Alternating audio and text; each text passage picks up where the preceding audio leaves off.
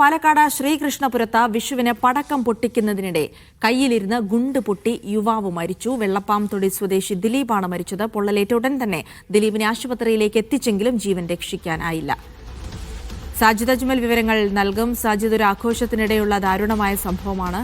എപ്പോഴാണിതുണ്ടായത്? ജിൽസി, ഇന്നലെ രാത്രിയാണ് ഈ അപകടം ഉണ്ടാകുന്നത്. ശ്രീകൃഷ്ണപുരം രാഗം കോർണറിൽ താമസിക്കുന്ന വെള്ളപ്പാടംതൊടി ദിലീപ് എന്ന 34-കാരനാണ് മരിച്ചത്.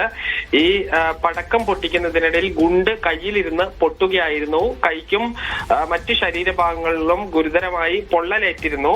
എന്നാൽ ഈ അപകടത്തെ തുടർന്ന് വളരെ പെട്ടെന്നുണ്ടായ ഹൃദയാഘാതമാണ് മരണത്തിലേക്ക് നയിച്ചത് എന്നുള്ളതാണ് പ്രാഥമിക പോസ്റ്റ്മോർട്ടം റിപ്പോർട്ട്. ശരി, സാജിദ് അജ്മലാണ് വിവരങ്ങൾ നൽകിയത്.